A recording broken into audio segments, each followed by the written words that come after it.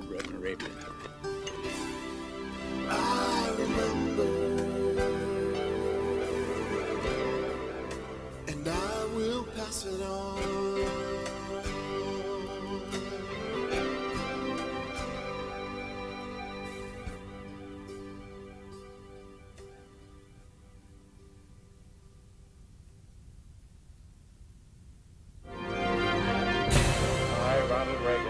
Solemnly swear that I will faithfully execute the office of President of the United States. That I will faithfully execute the office of President of the United States. Ronald Reagan, the greatest president of the 20th century. You and I believe that, but what will future generations believe about this remarkable man? Constitution of the United States. They expect you to tell your children that the American people no longer have the will to cope with their problems, that the future will be one of sacrifice and few opportunities. My fellow citizens, I utterly reject that view. We're not, as some would have us believe, doomed to an inevitable decline. I do not believe in a fate that will fall on us no matter what we do. I do believe in a fate that will fall on us if we do nothing. What a man. We laughed with him, wept with him, rejoiced with him. We saw him bring strength, prosperity, and pride back to America. Proud to know you. Proud to know you too, sir. In short, we saw a president with humility, honesty, and commitment to principle set out to change a nation and end up changing the world. Mr. Gorbachev, tear down this wall.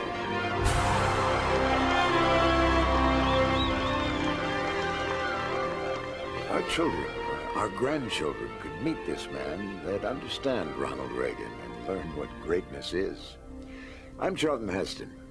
I want to talk to you about making history, American history, and about having your name linked with the legacy of Ronald Reagan's life, his leadership.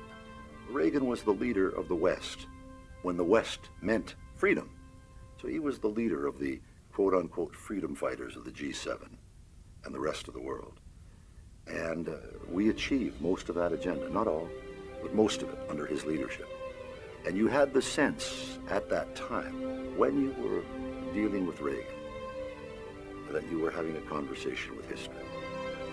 You see, there is a place where our great-great-great-grandchildren will be able to meet President Ronald Reagan and understand his heart and soul.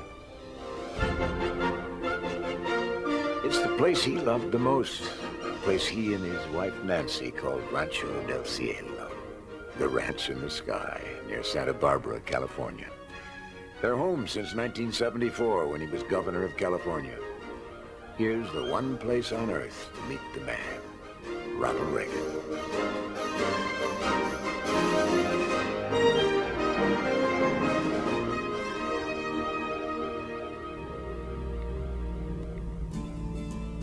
When that gate opens up at the bottom of the hill, and I start coming up, I start seeing Dad. I start really feeling he's like right around the next corner. And when I come through the gate to the ranch and actually come down and see the house, and you almost like envision him really standing out there in the middle of this field, in the middle of the ranch, just looking around and just feeling how lucky he is. And I'm feeling lucky that I'm gonna be able to spend the afternoon or spend the day with him. And I just see him in every part of this ranch, but his presence is so much here. It's an amazing feeling, because even today, coming up for this, coming through that gate and seeing the house, I almost felt like when I came to the front door, he was going to be at the front door to welcome me in, like he used to be. He's got his mark on it, and it'll never leave. Early on in the administration, when the president called me into the Oval Office, and when I got there, he was sitting there with the 3-month schedule, and he looked at me and said, "You know, Mike, there's no time for the ranch on this schedule." He smiled, looked at me, and he said, "You know, you can tell me just about anything, and I'll probably do it, but you're not going to tell me when I'm going to go to that ranch." He said, "I happen to think the more I go to that ranch, the longer I'm going to live. So we're going to go to the ranch." I couldn't argue with that. If there was anything that meant a lot to him personally, it was the ranch. And it gave him a good opportunity to do some in-depth thinking himself, so that when he did come back with the rest of us, either to meet with us down at our headquarters in Santa Barbara, or when we got back to Washington, he would be fresh with a lot of ideas and have his own thoughts about what ought to be done. The president referred to it as his open cathedral. We on the cabinet knew it only as the Western White House, and work as usual. The ranch, I thought, symbolized a lot of America to him, and its potential and its splendor. And he worked it every day and loved it every minute. He was in fabulous physical shape. When you held Ronald Reagan's arm, you were dealing with absolute steel. But this is what he loved to do, because it kind of brought him close to his version of America, what America was. The strength and the capacity to grow, and the clarity that you had from the top of the mountain, the brilliance of the landscape and the horizons, east and west. He could find peace here away from the turmoil of being the president. And here he gathered strength. I really do think without the ranch, you don't have the Ronald Reagan that we all know and all love. This is where he really garnered his strength from to go on. And because he could come out here and just be at peace with it, at one with all of the surroundings. And I think that's what we all saw out here, that we could be, here we could be a family. We could be away from the spotlights and just be us.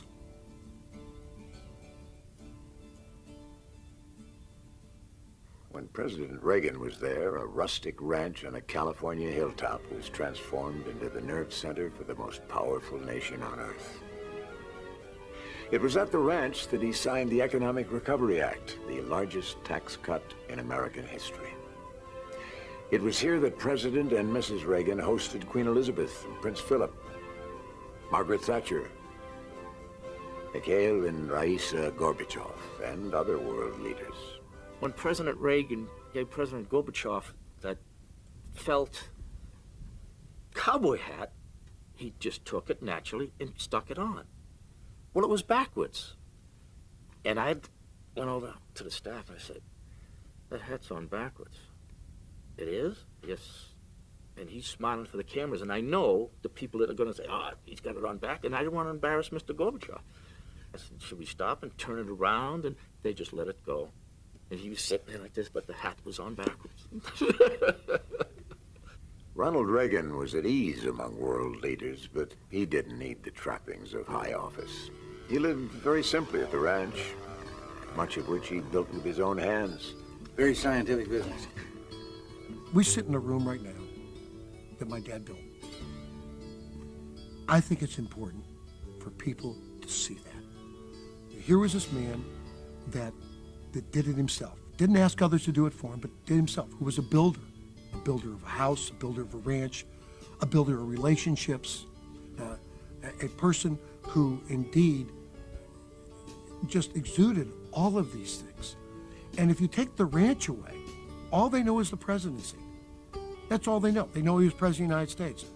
They have no other frame of reference for my father. And my father would tell you, if he was sitting here, he would look at you and he would go on and tell you, this is where he got his strength. How much will you take for the place? Oh, you can't sell heaven.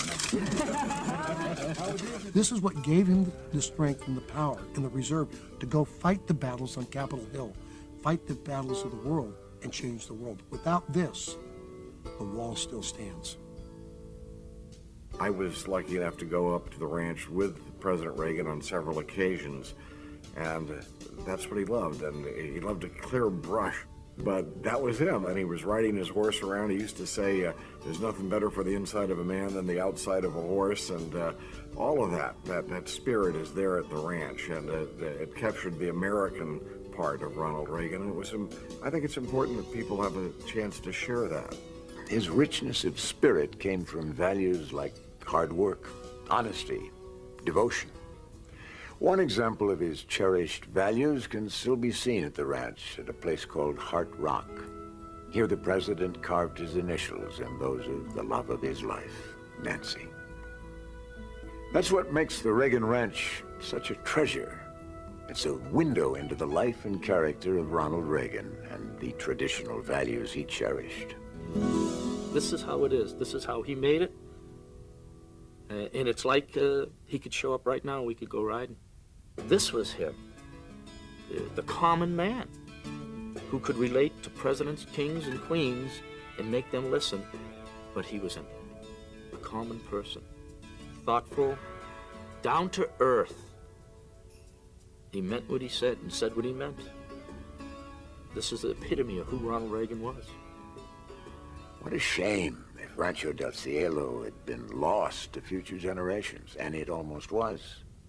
When it first came up for sale, unlike other presidential properties, the Clinton administration refused to protect it. The California Assembly also failed to act. Well, the ranch of Ronald Reagan is in many ways reflective of him personally, of his character and personality, just as in many ways Monticello reflects Thomas Jefferson, or Mount Vernon reflects George Washington, places that both of those presidents loved very much and which reflects their personality in so many aspects. Finally, just as a wealthy Democrat was about to buy the ranch and change it forever, the Young America's Foundation stepped in. Ron Robinson and his board risked everything to raise a down payment, incurring a huge debt, but saving the ranch. This is the site we had to protect. There's no other place that has the significance for the conservative movement as this ranch does. Reagan plotted his plan to get elected as president there, and to him it was the very symbol of individual freedom that is so treasured by conservatives. So this is a site that we just absolutely have to protect. I think the preservation cause is sacred because it's about not only places, but it's about ideas and values. And there's absolutely no substitute for being where Jefferson lived, for being where the Reagans lived, to understand their vision for this country. And I think it's particularly important that we save the homes of our modern presidents, let history take its course, because I think we're going to find that people like Ronald Reagan, 50 years from now and 100 years from now, are looked upon as the George Washington, perhaps, of their generations. And they may easily get the 1 million people a year that we welcome today. It's a very, very thrilling thing to think that Americans will always have these places to go back to. Today, a rustic ranch in the California hills stands quietly waiting to share the legacy of the last lion of the 20th century. But to appreciate that legacy, we need to remember what things were like when Ronald Reagan became our 48th president. The inflation was at 18%, 19%. Interest rates were double-digit. There were gas lines. We had the worst economic crisis since the Great Depression of the 1930s. This was the Brezhnev period, the height of the Cold War. The helicopters were falling apart in the desert. We had no military capabilities. The country was not respected. And then perhaps equally serious was the spirit of the American people. President Reagan's predecessor had called it a malaise that the people were in. Ronald Reagan said the malaise was not with the people, it was with the leadership. And then he went on to prove that that was true, that by his leadership he revived, I think, the spirit of the American people. Ronald Reagan's leadership was rooted in character and guided by principle, not by polls. This must be passed on to future generations. Yet today, that legacy is under attack. Liberal politicians, professors, and media pundits are rewriting history, discrediting President Reagan and his achievements. They've labeled the Reagan years the decade of greed. They've called Ronald Reagan a cheerleader for selfishness. They've blamed him for everything from crack babies to the spread of AIDS. But by trying to destroy a great man's example, what they're really doing is robbing future generations of their heritage. That's why we must preserve now the one place that speaks most powerfully about his life and legacy, the Reagan Ranch. Thousands of young people will come here to be inspired by the president's example, his way of life. Well, what we've got to do is make sure that young people can still hear our view, which is that Ronald Reagan is the greatest president of the 20th century. We want him to know the truth, and we're going to make sure that we shout the truth loud and clear. There's always the chance that people will just remember Ronald Reagan as a successful president, but not realize that he was for limited government, individual freedom, and a strong national defense. And we want to make sure that those principles are continuously conveyed to young people of this country. They'll also meet the conservative giants of our day there and be trained in the principles and values that made Reagan a great leader and America a great nation.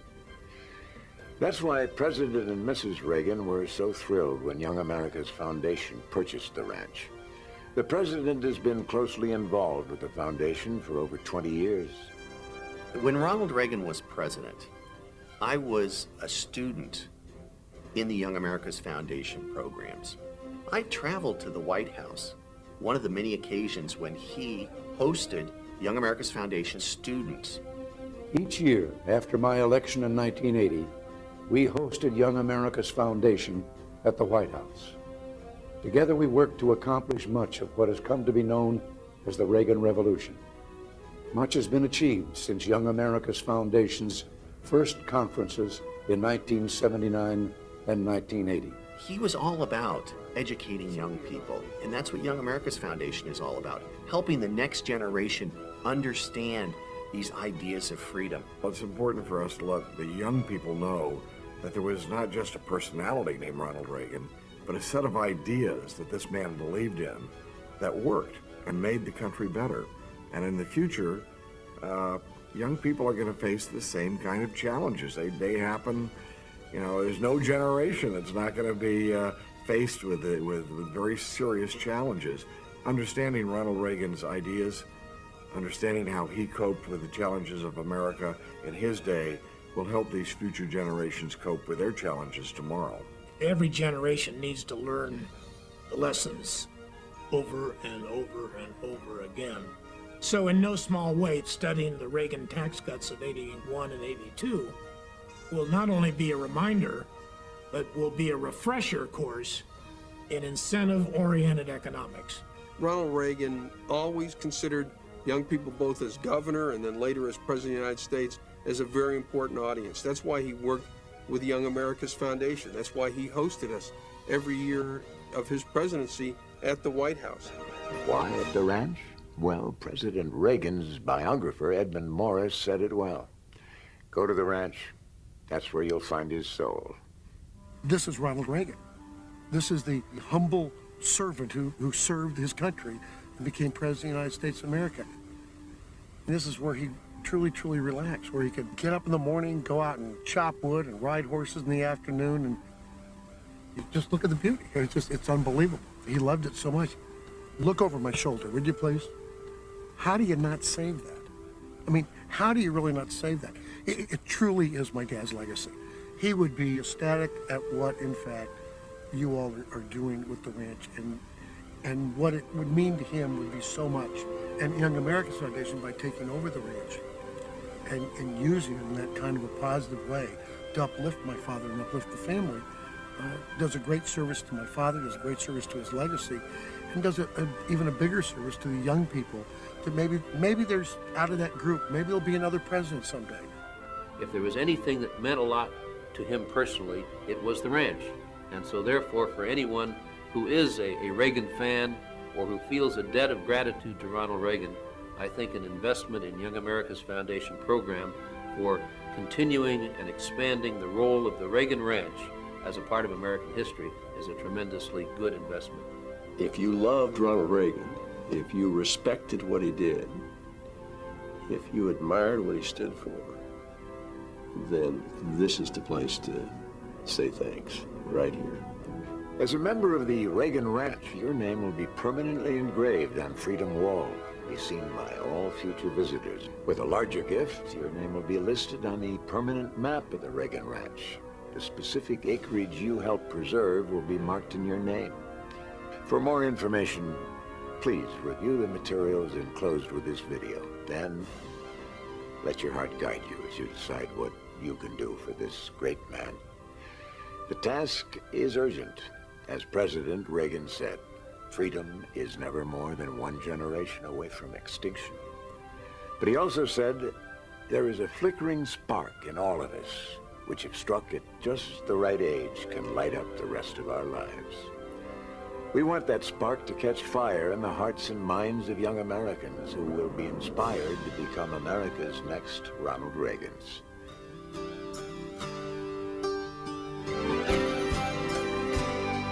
I remember a man who was more than he seemed, much more than a face on the silver screen. And I remember a man who broke down the walls by the strength of what he believed. Mr. Gorbachev, tear down this wall. We will always remember. We will always be proud. We will always be prepared. So we may be always free.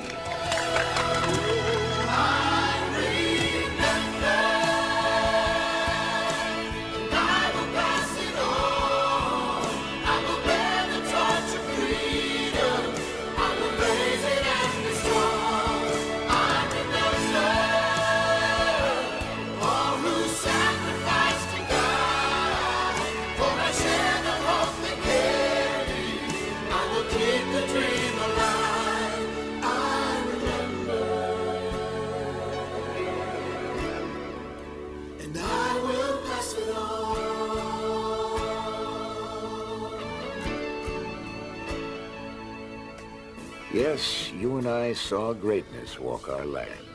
We'll never forget him or be able to thank him enough. But we can save and forever protect the one place closest to his heart. We can open its doors and share his shining legacy with those who follow us. By doing that, we can say, thank you, Ronald Reagan.